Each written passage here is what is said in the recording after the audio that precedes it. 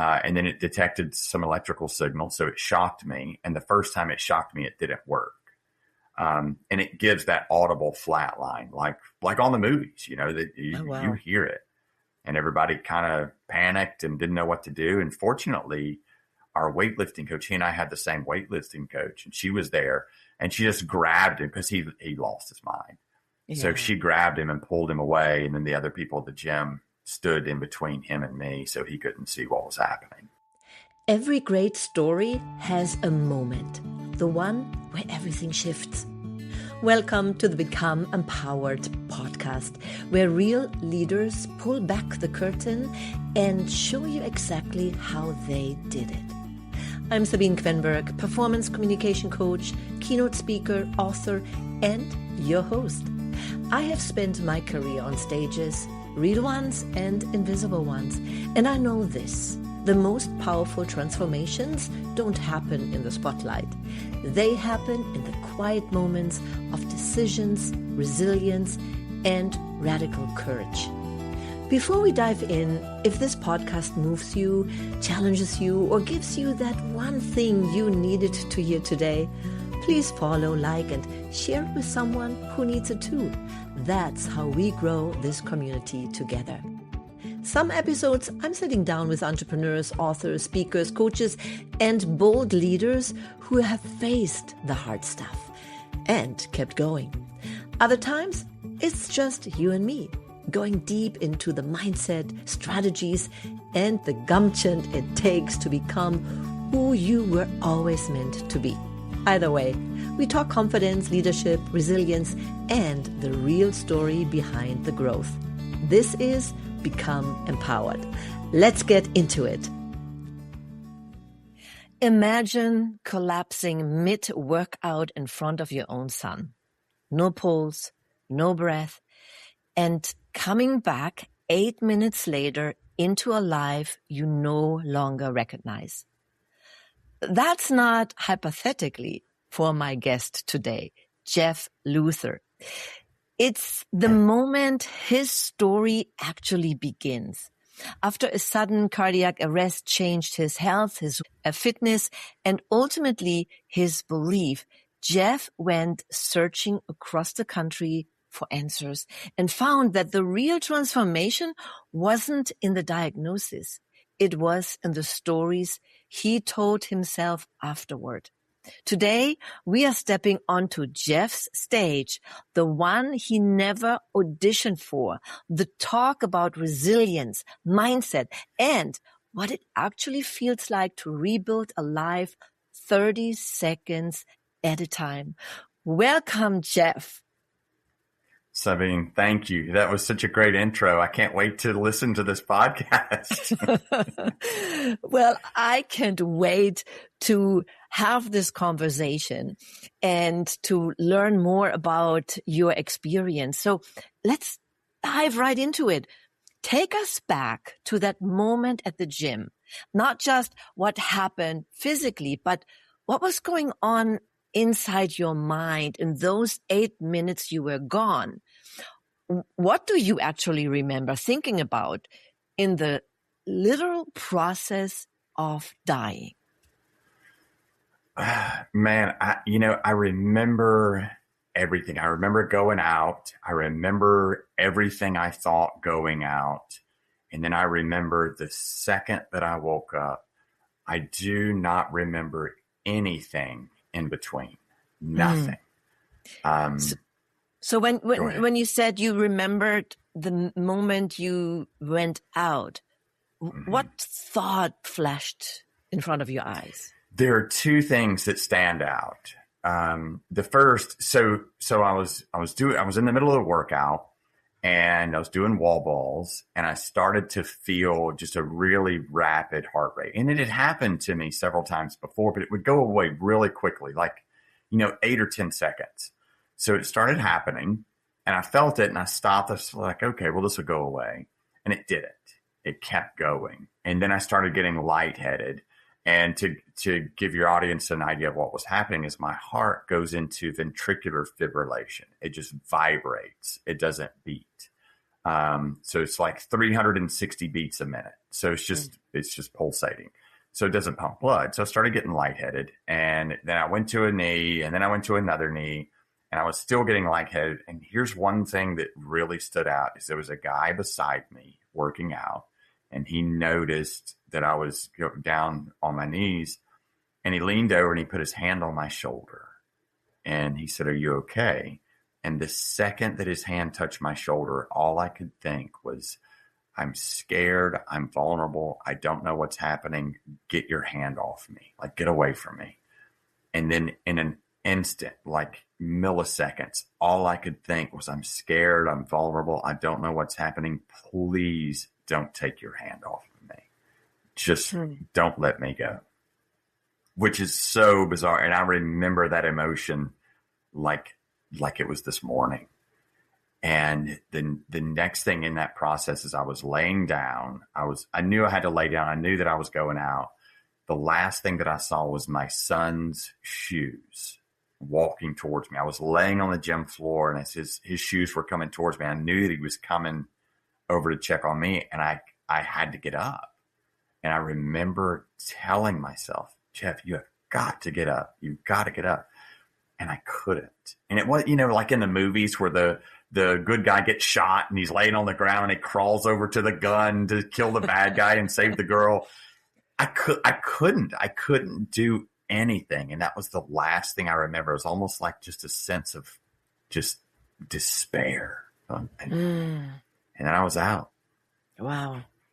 I mean, maybe some of the listeners can relate to it when you went to surgery and you got sedated and you went out, and it's that moment. And I had it like 2 years ago where I got dental surgery. So I got all that info, that whatever they pump in your vein. Yeah. And I was thinking it's something similar. Just thinking something, and before you know it, I woke up. That's, I can only imagine. The difference is you were scared, and then you woke up, and you don't remember anything in between, but you woke up. And what was your first thought that came into your mind when you woke up? My very first thought was that I got drunk the night before and I passed out. That is my first, and that's the honest truth. I'm not much of a drinker, but I had this horrible taste in my mouth, like a hangover. My mouth was super dry, and it just tasted horrible. And I was like, oh my gosh, I must have gotten drunk and I passed out. Because when I first came to, I couldn't, I was like, what just happened? And I remembered, I knew where I was. I remembered where I parked. I remembered everything, but I couldn't remember the night before. I almost didn't know what city I was in. I travel a fair amount, so I almost didn't know what city I was in. It was just so foggy. And that's when I thought, oh my gosh, how embarrassing is this? I got drunk and came to a workout and passed out. That was my very, very first thought. But before that, I will tell you this. When I woke up to screaming. I woke up to really loud screaming. I'm in a big gym. It's a metal building, no insulation. And you could hear the scream echoing, and the scream was me. Wow. Yeah, that's what I woke up to. That was bizarre. Wow. So what happened? Did they use those fibs to put on your chest to bring the heart back to beating? They did, yes. And so they had an AED, an automated external defibrillator, in the gym. That I'm just lucky there was somebody there that even thought about it and knew how to use it. But the way those things work is you have to have a rhythm. You have to have some type of electrical signal for that to shock you. It's not like on the movies where somebody's dead and they shock them and they come back to life. Yeah. So they put that on me, and it detected no heart rhythm. So it said just do chest compressions. And then it detected some electrical signal. So it shocked me. And the first time it shocked me, it didn't work. And it gives that audible flat line, like on the movies, that you hear it. And my son, who was 16 at the time, was standing over me when that happened. And he tells it now. He didn't talk about it for a while, but now he'll say, it gave that sound, that long beep, and everybody kind of panicked and didn't know what to do. And fortunately, our weightlifting coach, he and I had the same weightlifting coach, and she was there, and she just grabbed him because he lost his mind. Yeah. So she grabbed him and pulled him away, and then the other people at the gym stood in between him and me so he couldn't see what was happening. Wow. And was did they call 911? Was somebody? They did. Mm-hmm. Yep. They'd called 911 when they got the defibrillator. So then it shocked me. It didn't work. And then it says continue to do chest compressions. So they kept doing chest compressions, and then it shocked me again. And the second time it didn't work. And that was, I think everybody was kind of defeated. And so they left it on. They kept doing compressions. And that was about the time the paramedics came in. And then it shocked me a third time. And that's when I woke up. That's when it worked. Wow. So tell me, now that you realized, okay, I was gone for 8 minutes, and what happened afterwards? You talked about rebuilding your life 30 seconds at a time. What does that mean? Walk us through what actually looked like in practice. Okay. So I'll give you the exact story. If I go long, just you tell me to shush. No. So when I woke up and honestly, I got my wits about me. I figured it all out. And the paramedics are there. They're asking me these questions. I'm hooked up to all this stuff. And I was like, whoa, wait a second. No. I'm fine. I am fine. Are we going to finish this workout? Like, that's the important thing here. So I wasn't even going to go to the hospital. So they finally, they convinced me to go to the hospital. I go to the hospital. I'm there for 4 days. They finally give me a diagnosis. They implant a defibrillator. And so I had major surgery. And they were like, well, you can't do anything for 30 days. And my diagnosis was arrhythmogenic right ventricular cardiomyopathy, ARVC. That's a mouthful. Yeah. And the disease is degenerative, but it's exacerbated by exercise, which is what I have my ego wrapped up in.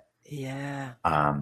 So when my 30 days was up, I did what any smart male athlete would do that has his ego wrapped up in exercise. I went back to the gym to exercise. And I worked out with my son. I did it for a couple of weeks. And then on July the 19th, it happened again. No way. But this time, I knew that I was dying. I knew what was happening. It wasn't like you're at the dentist getting the propofol. Right. I knew that I was dying. I knew that's what was happening. And that's when everything changed. Because before I was tough. I was like, oh, they're wrong. I don't have this. This isn't going to happen to me again. I'm strong. Look how fit I am. I just ran a 50K the week before. I came in second place. Wow. I was fit. And then I became paralyzed with fear. I mean, paralyzed. Like, my life effectively ended. I was scared to drive a car. I was scared to go upstairs. Although I forced myself to do it, I was scared to take a shower because I didn't want to be in the bathroom alone. And that was my life for, I don't know, probably the next 2 months or 3 months. And I was bitter and I was angry and I was so mad. Why did this happen to me? God abandoned me. Just everything. It was horrible. And I was going through a divorce at the time that I didn't want. And it got to a point where the best 2 seconds of my day were when I woke up. Because when I woke up, I forgot what my life was like. And then it would hit me. So that's a long way to get to answer your question. I knew that I had to do something different. Because I was going to spiral to a horrible end. And so, I had to find gratitude. I just had to be grateful that, I had to be grateful about just a pen. There were some days where I was grateful that I had a pen. And that led to, okay, well, what's great about this disease? Well, nothing. Okay, well, something was, what would it be? Well, I could probably still do this or still do this. So I went back to the gym. I found a coach. I did some research, and we found some workouts that I could do. And I went back to the gym, and I said, I need a quiet place, no music. You can't cheer me on. Just make sure I don't die. Can you do that? And he said, oh yeah. And I said, well, you're an idiot. So I started a workout, and it was the first time back, and I worked out for about 4 or 5 minutes, and I quit. And I said, Phil, I can't do this. And I'm bawling, crying. I mean, like wiping snot off of my face. I was a mess. And Sabine, I gave up. And if anybody's ever felt that's listening, I am so sorry. It is a horrible feeling. And if you've never felt it, I hope that you never do. So what got you out of that funk, so to speak, that never gave up, and then, going on with your life, and now even sharing it in your book? So what was that moment? Was there a moment in time that things shifted, or did you make a decision to change everything? So bring us to that moment or that development. Sure. Yeah. So the coach asked me what was wrong. He said, does that thing hurt? I've got a defibrillator installed. He said, does that defibrillator hurt? I don't know. Why are you crying? And I said, because I quit. I can't do it. I'm scared. And he said, what are you scared of? And I said, I'm scared of dying. And he looked at me so serious, and he said, but you have that thing. And I was like, you're right. So we argued for a little bit. He said, look, you can quit, but I need you to give me 30 seconds. Just work for 30 seconds so that we end on a win, and then you can stop. And so I did. I gave 30 seconds, and he said, that's amazing. You did it. You won. I said, I think I can give you another 30 seconds. And so I did. I gave another 30 seconds, and I didn't die. And then he said, you've done it. That's it. That's a win. And we'll come back next week. I said, no, I can do 30 more. He said, okay, do 30 seconds at a time. Work 30 seconds and rest 30 seconds and go as long as you want. And I finished that whole workout by just going 30 seconds. And I literally got my life back. And when it was over, I said, okay, well, I can do 30 seconds. I can do 30 seconds and wait. And I knew, I was like, I have so much to repair and so much to rebuild, and I can do it in one small little step. And that's where I started. That was the literal change. I wish it was some real exciting, elaborate story, but that was the change. I mean, sometimes those little things are more profound than like this big wow. And it also helps people when they listen to it. Oh, I can do that too. 30 seconds, I can do that too. Because this is why I love this podcast so much, because when I talk with individuals like yourself, what they share, sometimes it doesn't have to be, glass shattering and big. Nobody can do this. But those little things that make a huge difference. And I believe when we stand in front of something that is maybe overwhelming, and I hear this a lot from my clients, oh, I'm afraid to get on stage and speak. And it's the same thing. It's like, well, you don't have to give a keynote right away, right? Right. Yeah, just do little things. And sometimes I say, hey, yes, there is a little bit of fear and doubt that creeps up. It's okay, but you acknowledge it and start with small steps. It can be something like doing a 30-second pitch in front of your dog or your cat, right? And then you do it in front of your friend, and then you finally pick up and do maybe a live for a minute. And the more we do things, we get more confident, and oh, it wasn't too bad. I didn't die. And talking about that, did you know that 70% of people say their number one fear is public speaking? Yes, before death? Crazy. It's crazy, right? So, you can tell them, no, I can. Yeah. So, when I read your bio, there was some sentence that really stood out. Your line, our beliefs don't just shape our future, they shape our present. I mean, that was a gut punch. Can you give us a real example of a belief that you had to catch yourself versus, a surviving day? Oh, yes. Several. I took a lot of blame for my divorce. I had a lot of shame and a lot of guilt around it. And so in order to validate that shame and that guilt, I had to find really bad things about myself. And I don't have to look far, it's easy to find all these bad things about yourself. So I would find bad things about myself, and then I would find bad things, things that I did that I wish I would have done different. And I would just beat myself up. And then one day I said, this is Jeff, this is what you're shaping yourself to be right now. Maybe that was you, but that's not you right now. And it was so little. And I would love to say that it changed everything, but it took a while. I had to continue to do it. It was a discipline.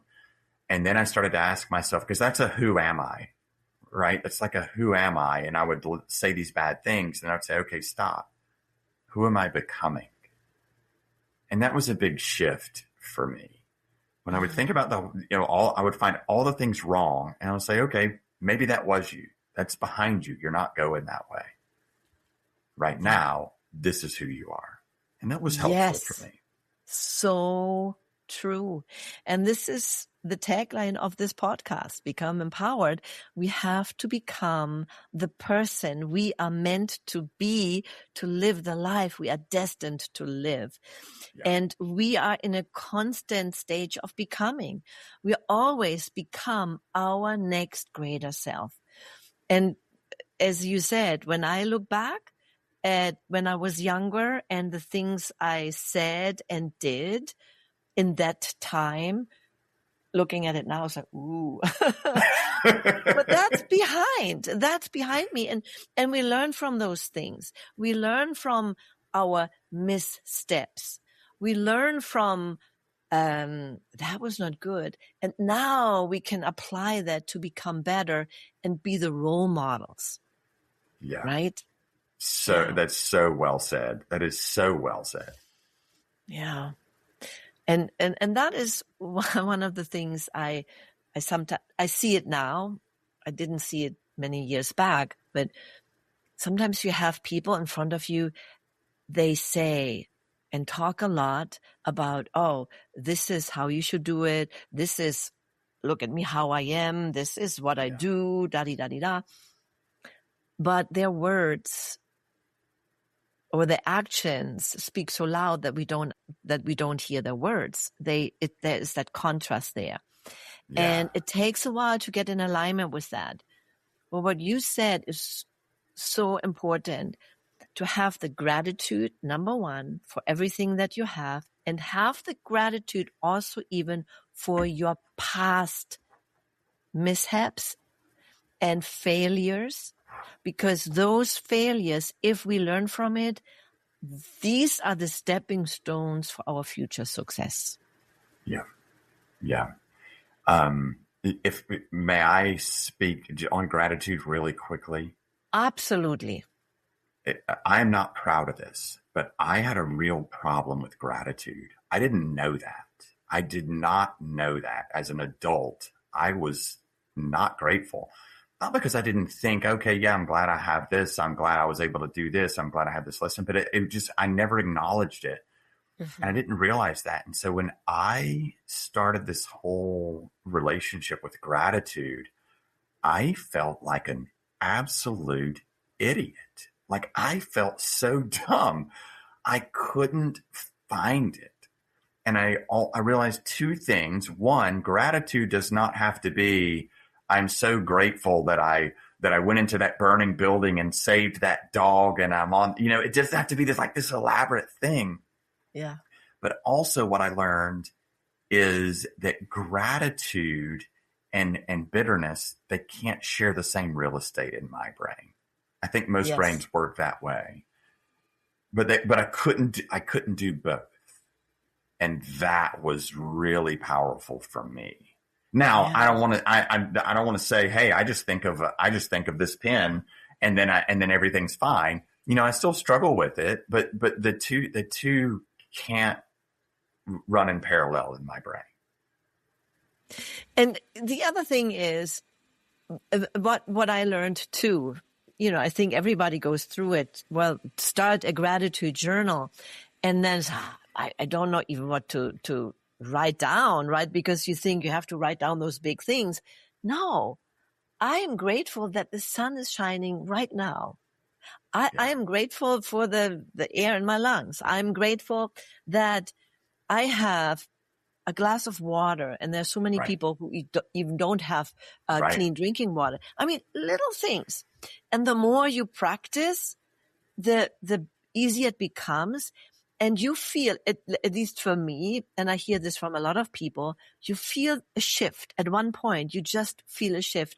And the more you do it, I'm just grateful. And even if it's just something simple, getting out of bed, saying, thank you, God, thank you, God, thank you, God. I mean, just little things like that, right? Whatever you believe is. But that's one of the things that I say. Yeah. So, yeah. Yeah. So it's and those little things that we tell ourselves are big. Yeah. The self-talk. You said that you searched for answers you wanted to hear, but mostly got the answers you didn't. So what was the hardest truth that someone told you, perhaps, that matters most or mattered most to you? I will say that every time you say that you said, I get nervous because I don't know what I've said. The hardest truth. Maybe you said it to yourself, or maybe someone else said something to you, and that maybe even your coach, I mean, literally, who said, well, you know what? I think you can do 30 seconds.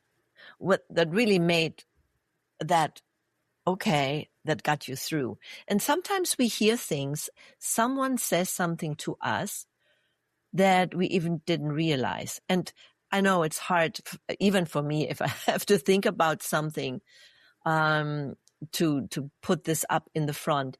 But I'm sure that we all had someone, or there is a situation that we experienced that was like, I never saw that about myself or thought it about myself. So I don't know it. Yeah. Yeah, that's very helpful. Thank you. I will tell you the hardest thing, and I'm exposing my soul here. The hardest part was realizing how ego-driven I was. When I started to try to, after it happened the second time, and then I was trying to navigate this new world, when I started to try to find exercise and to do things like, I didn't run for almost 2 years. And the only reason I didn't run is because I would never be as fast as I used to be. That was why I let that comparison to my former self steal every piece of joy about running. And I'll add that the way I started running again is my coach. He kept programming running and I kept ignoring him. And I kept telling him I couldn't. And I, all made up all these excuses. And finally, one day he said, "Hey, I have running in here. I know you don't want to run. It's short and it's slow. If you're not going to do it, then I need you to pay someone to take your dog for a run because your dog needs to run." Wow. Yeah. And that stung. That's right. That's right. I love it. And thanks for sharing. And thanks for being vulnerable, because at the end, when we allow ourselves to be vulnerable, that's when the greatest shift in our lives happens. Yeah. And I see it. And one of my great mentors, the late Dr. Wayne Dyer, in his book, Excuses Be Gone, that made a great impact on me, because our lives is full of excuses. And after I read his book, I knew this is gone. I'm not making excuses anymore and not blaming anybody else anymore. Yeah. Because when we do that, when we blame someone else about anything, really anything, we take away the power to fix it. Mm-hmm. And yes, do I have control over the big market crash, the housing crash, or whatever, the economy? No, I don't have control over that. But what I do have control over is how I respond to it. Yeah. Right? And I share that in my new book, Gumption. There is one incident that led us to declare bankruptcy. And it had something to do with a housing crisis. And, I could blame everything on that. But I had to step back myself and said, look, you weren't smart enough, or you weren't aware enough, or ignored the signs that were already there. You could have done something there. So in one sense, it also is upon me that it even went this far, because I sometimes have that, I can't go through it. I did it now. I said I would do it, so I'm going to go through it, right? Yes, I guess it's my German within me or something. Determined. But I had to realize that, okay, it is what it is. And I take 100% responsibility for the circumstances that I found myself in. And then talking about gratitude, there was this one moment that I describe in my book when there was literally the only thing in our lake house was a blow-up mattress and a feather bed. It was freezing outside.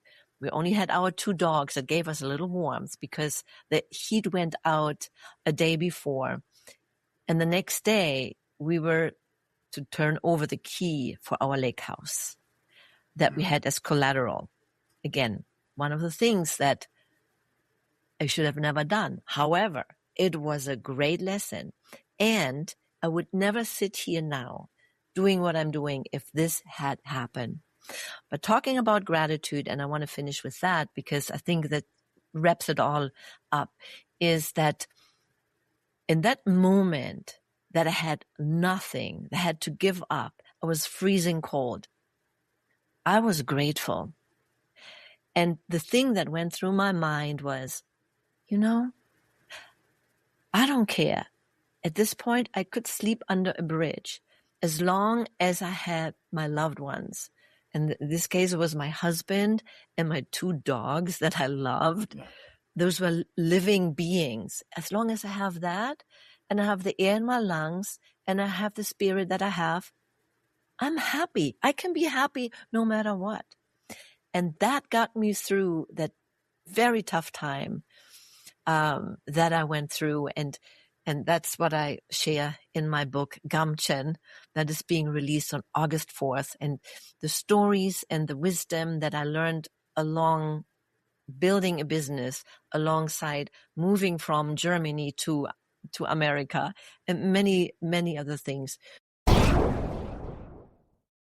just want to take a minute to say thank you to you, the loyal listener, for supporting this podcast and being here. And as a thank you, I have a gift. It's my Bold Move Kit.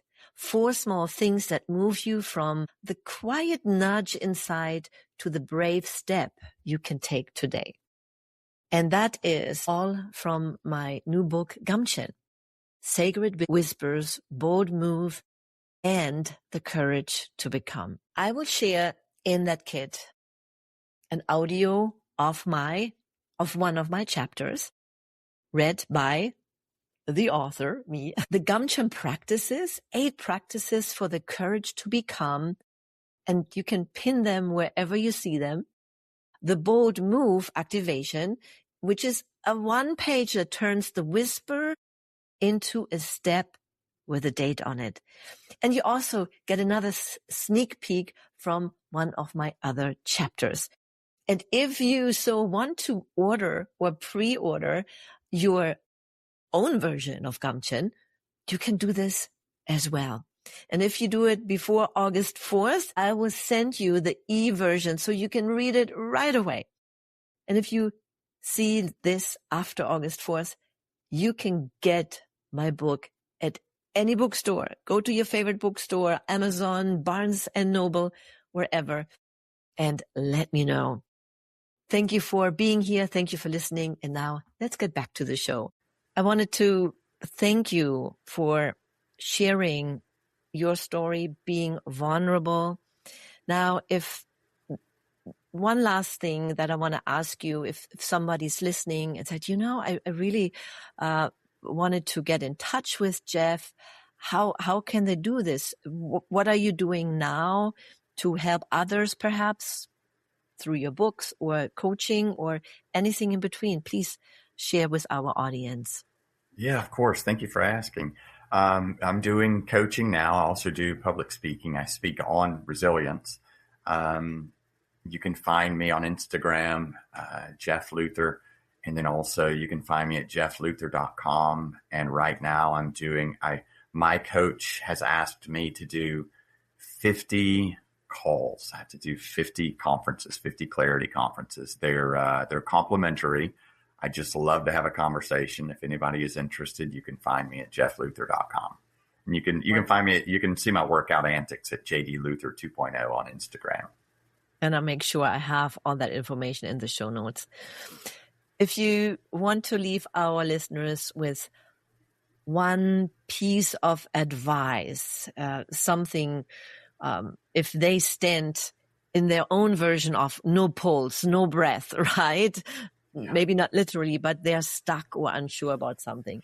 Or what would you say for them to take the first bold move or first step? And that's exactly what I would say. Take a step, because I promise you, if you will take a step, the ground will find you. It will find you. Wow. That's it. Thank you so much, Jeff, for being here. And I can't wait for your book to come out. Oh my gosh. Thank you. I appreciate it. Thanks for giving me a platform and for being so kind. Thank you for spending this time with me on Become Empowered.